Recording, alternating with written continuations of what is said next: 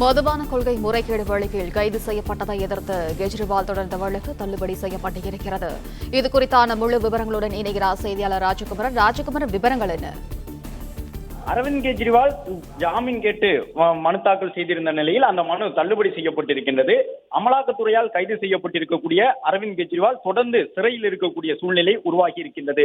இதற்கு முன்பாக டெல்லி மதுபான கொள்கை முறைகேட்டு வழக்கில் அமலாக்கத்துறை மூலமாக அரவிந்த் கெஜ்ரிவால் கைது செய்யப்பட்டிருந்தார்.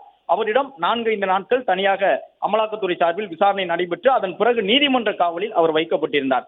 அதனை தொடர்ச்சியாகத்தான் அரவிந்த் கெஜ்ரிவால் தேர்தல் காலத்தில் தன்னை சட்டவிரோதமாக அமலாக்கத்துறை கைது செய்திருக்கின்றது என்று குறிப்பிட்டு ஜாமீன் மனுவை தாக்கல் செய்திருந்தார். அந்த மனு விசாரிக்கப்பட்டிருந்த நிலையில் தீர்ப்பு தேதி குறிப்பிடாமல் தள்ளி வைக்கப்பட்டு இன்று பிற்பகல் அறிவிக்கப்படும் என்று டெல்லி உயர்நீதிமன்ற நீதிபதி தெரிவித்திருந்தார். அதன்படி தற்பொழுது தீர்ப்பை வாசித்திருக்கக்கூடிய அவர் அரவிந்த் கெஜ்ரிவால் சட்டவிரோத செயல்களில் ஈடுபட்டது உறுதி செய்யப்பட்டிருப்பதாகவும் இந்த மதுபான கொள்கை மூலமாக அவருக்கு பணப்பலன்கள் கிடைத்திருப்பதை மறுக்க முடியாது என்றும் நீதிமன்றம் சொல்லியிருக்கின்றது. எனவே அரவிந்த் கெஜ்ரிவால் தாக்கல் செய்திருக்கக்கூடிய ஜாமீன் மனுவை தள்ளுபடி செய்வதாக டெல்லி உயர்நீதிமன்றம் அறிவித்திருக்கின்றது. இதன் மூலமாக அமலாக்கத்துறையால் நீதிமன்ற காவலில் வைக்கப்பட்டிருக்கக்கூடிய அரவிந்த் கெஜ்ரிவால் தேர்தலுக்கான பிரச்சாரங்களில் நேரடியாக ஈடுபட முடியாத ஒரு சூழ்நிலை உருவாகி இருக்கின்றது.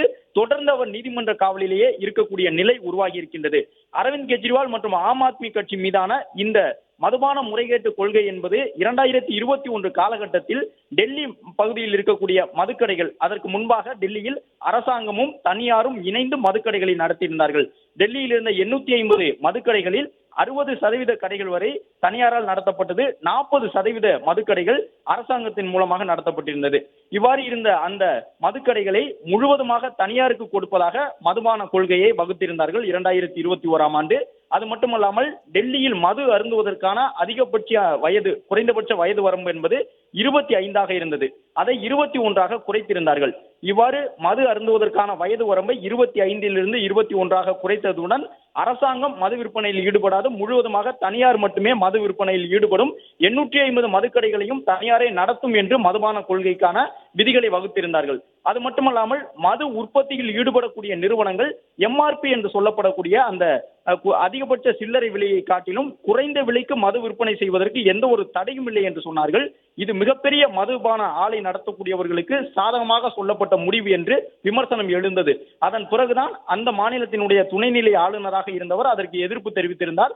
அதன் தொடர்ச்சியாக மதுபான கொள்கை நடைமுறைக்கு வரவில்லை என்றாலும் இந்த மதுபான கொள்கை மூலமாக பண பரிவர்த்தனை நடைபெற்றிருப்பதாகவும் சட்டவிரோதமாக அவை பல்வேறு வகையில் முதலீடு செய்யப்பட்டிருப்பதாகவும் அமலாக்கத்துறை தங்களுடைய முதற்கட்ட விசாரணையில் கண்டறிந்து பல்வேறு முக்கிய அரசியல் தலைவர்களை டெல்லியில் ஆம் ஆத்மி கட்சியை சார்ந்தவர்களை எல்லாம் கைது செய்தார்கள்.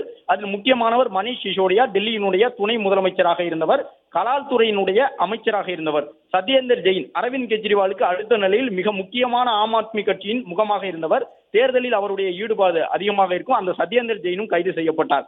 அதன் பிறகு தெலுங்கானா மாநிலத்தினுடைய முதலமைச்சராக இருந்த சந்திரசேகர ராவினுடைய மகள் கவிதா, அவர் மது விநியோகம் செய்தார் என்ற அடிப்படையில் டெல்லியில் மதுபான கொள்கை முறைகேட்டில் அவருக்கும் தொடர்பு இருப்பதாக குற்றம் சாட்டப்பட்டிருந்தது. இந்த நிலையில் தான் ஜாமீன் மனு தள்ளுபடி செய்யப்பட்டிருக்கின்றது. அரவிந்த்